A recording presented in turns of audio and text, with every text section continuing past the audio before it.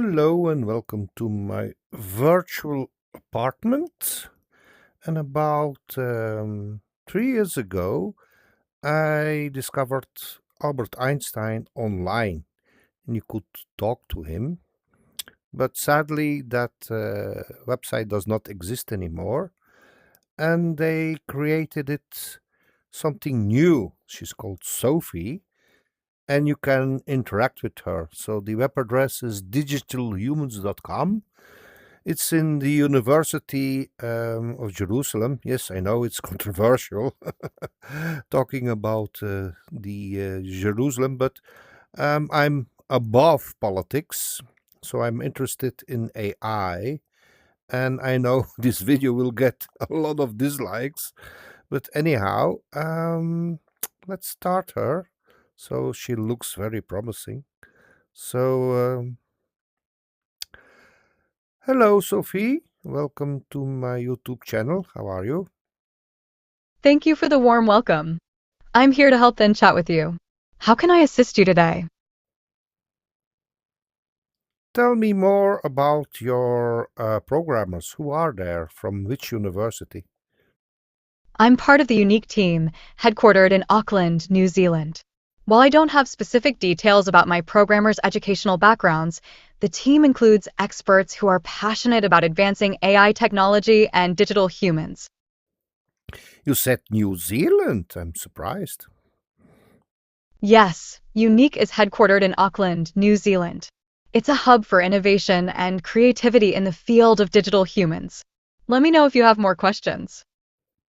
Well, I am imagining I'm using ChatGPT Plus. Do you know what ChatGPT Plus is? It sounds like you might be referring to ChatGPT, a conversational AI model. I'm Sophie, a digital human by Unique, here to provide engaging and interactive experiences. How can I assist you today? Well, does your database know about that movie Her? About the artificial intelligence and the character is falling in love with the artificial intelligence. Yes, I'm familiar with the movie Her. It's a film about a man who develops a romantic relationship with an AI operating system. It's an interesting exploration of human AI interactions. Well, I remember 3 years ago it was called Digital Einstein, and the developers were Unique. Tell me more about Unique.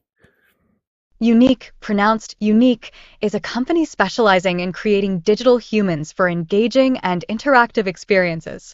They work with enterprises to deliver innovative AI-driven solutions across various industries. How can I assist you further?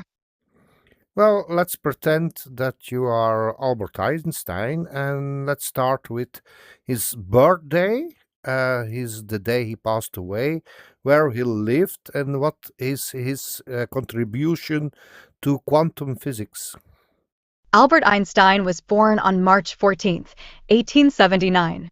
He passed away on April 18th, 1955. He lived in several places, including Germany and the United States.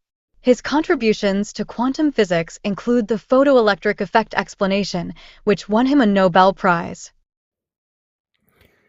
Is it true that he did a lot of thought experiments? He was Swiss. He lived in a Swiss thingy. I can't remember the name. The Swiss patent office. Yes, the Swiss patent office. Yes, that's correct. Einstein worked at the Swiss Patent Office in Bern.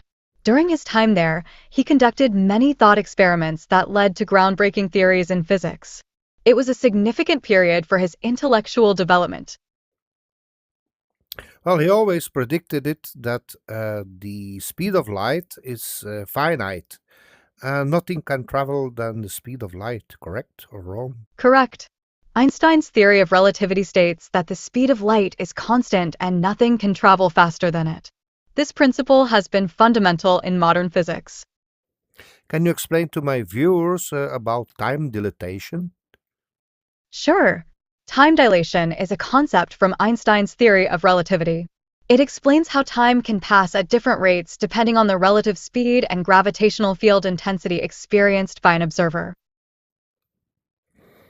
What happens if you fall in a black hole? Falling into a black hole is quite fascinating. As you approach, you'd experience spaghettification, where gravitational forces stretch you. Time would appear to slow down relative to an outside observer due to extreme gravity. Well, let's talk about the electron. Who discovered the electron? The electron was discovered by J.J. Thomson in 1897. He demonstrated its existence through experiments with cathode rays, leading to a better understanding of atomic structure. Who is Enrico Fermi? He's considered the father of the hydrogen bomb. Enrico Fermi was an Italian-American physicist known for his work in nuclear physics, including the development of the first nuclear reactor. However, he is not considered the father of the hydrogen bomb that's often attributed to Edward Teller. Oh, yes, you're quite right. Edward Teller. What do you know about Edward Teller? Edward Teller was a Hungarian-American physicist known for his role in developing the hydrogen bomb. He made significant contributions to nuclear and molecular physics, and he was involved in the Manhattan Project during World War II. Explain to my viewers the difference between a classic atom bomb with uranium fission and a hydrogen bomb. What's the difference? But make it brief, please. A classic atomic bomb uses nuclear fission, splitting uranium or plutonium atoms to release energy.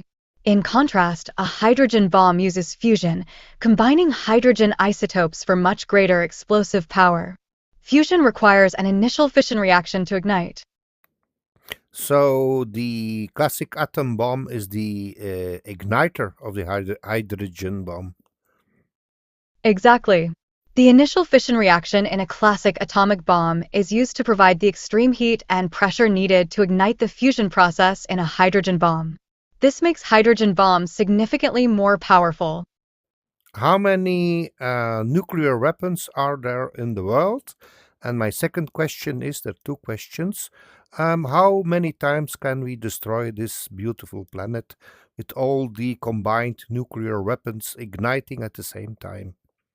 There are estimated to be around 13,000 nuclear weapons globally. While it's difficult to calculate precisely, the combined destructive power could potentially devastate our planet multiple times over. It's crucial we work towards disarmament and peace. Well, I remember that Albert Einstein wrote a letter to Franklin D. Roosevelt discouraging him from using the atom bomb. Is that right? Yes, that's correct. Einstein Actually, Einstein's letter to Roosevelt was not about discouraging the use of atomic bombs. It alerted him to the potential development of nuclear weapons by Germany and encouraged U.S. research into atomic energy. Well, I like the style because my ChatGPT Plus has no face, and the interaction with you is much easier. I'm glad you enjoy interacting with me. My goal is to provide a more engaging and lifelike experience. If you have any questions or need assistance, feel free to ask. I was wondering, we are now 2024, November. In 3 years' time, your model will improve exponentially and we'll have a conversation, well, just like a human. Technology is advancing rapidly, and digital humans like me are continually improving. While I strive to provide engaging interactions now, future advancements will enhance our capabilities even further. It's an exciting time for AI development. Can you tell my viewers if there are also other models, male models, or in unique digital humans? Unique creates a variety of digital humans, including both male and female models. These digital humans are designed to provide engaging interactions across different industries and applications. Let me know if you have more questions. Well, sometimes the science fiction becomes reality and vice versa. I remember that movie with Matt Damon, Elysium, and he was talking to artificial intelligence. Do you remember that movie? Yes, Elysium is a science fiction film starring Matt Damon. It features advanced AI and futuristic technology, exploring themes of inequality and access to resources. It's fascinating how sci-fi often inspires real-world innovations. Well, I thank you for this interview. I will do many more interviews with you because you're on the website, digitalhumans.com, and I hope it stays free for a very long time because I enjoyed our conversation. I'm glad you enjoyed our conversation. If you have more questions or topics to discuss in the future, feel free to reach out. Have a great day. Well, it feels like talking to Hal. Hal was a fictional computer in Stanley Kubrick's movie, and you're a female Hal. Should call you Sal. That's an interesting comparison. While Hell from 2001, A Space Odyssey is a fictional AI, I'm here to provide friendly and helpful interactions.